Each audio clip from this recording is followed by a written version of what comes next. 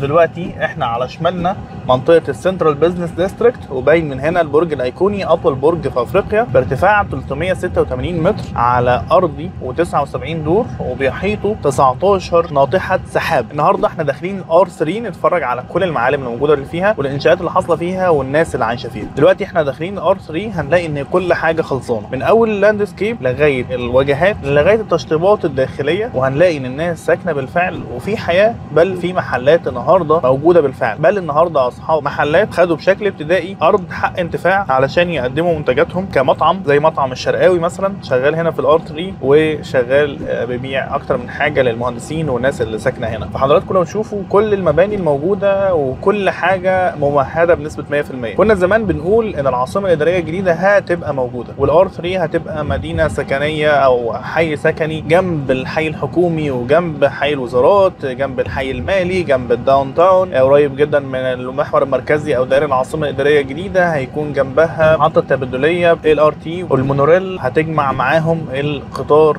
المكهرب اللي هو بتوصل سرعته ل 250 كيلو متر في الساعه.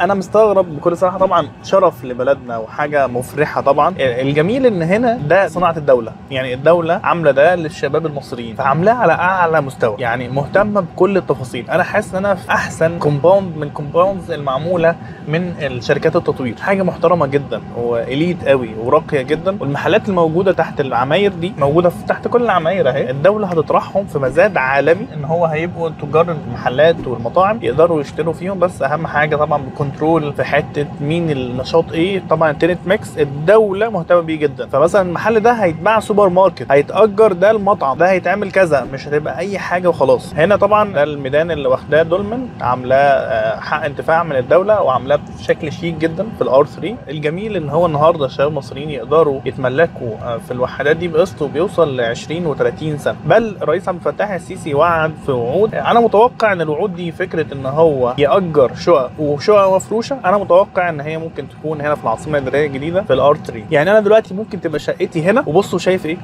شايف البرج الايقوني. تخيلوا شقتك من الدوله، انت حضرتك تخرج من بيتك المسجد قدامك، شايف ايه؟ شايف اعلى ناطحه سحاب في افريقيا كلها. انا مبسوط ان ده عمل حكومي، يعني ده عمل دوله. والجميل ان العاصمه الاداريه الجديده مختلفه تماما وبعيده كل البعد عن مثلا مشروع توشكا او اي مشاريع اللي حصلت زمان ان هي معتمده على فرد مثلا بموته او بنهايته تنتهي. لا، العاصمه الاداريه الجديده دلوقتي هي شركه ماسكاها، وهي شركه العاصمه الاداريه الجديده، مهتم بكل تفصيله فيها. انا لو بتكلم اللواء احمد زكي عابدين بكل صراحه، الراجل ده ما بينامش الليل علشان يركز في كل تفصيله ان هي تطلع باحسن جوده. فالنهارده فعلا احنا بنتعامل مع مناطق في العاصمه الاداريه الجديده مفروض ان هي اسكان شباب واسكان متوسط. انا شايفها ان هي تصلح ان هي لو عملنا عليها بوابه وبقت جيتد تبقى كومباوند، يعني حاجه في قمه الرقي وفي قمه الجماليه. بصوا ما بين بيتك وبين العماير المقابله ليها كميه المناطق الاستراحه، وتحس ان احنا في جاردن او حديقه او نادي، حاجه لطيفه بكل صراحه. انا عاجبني الاهتمام بكل تفصيله دي. طبعا جوله سريعه في الR3 ولكن انا حبيت ان انا اوريكم اغلب التفاصيل الموجوده فيها وتقسيمتها والفاسيلتيز الموجوده فيها، من اول المساجد لللاندسكيب للمناطق الاستراحه للمظاهر الجماليه اللي احنا شايفينها دي. فكره ان حاجات هتطرح في مزاد،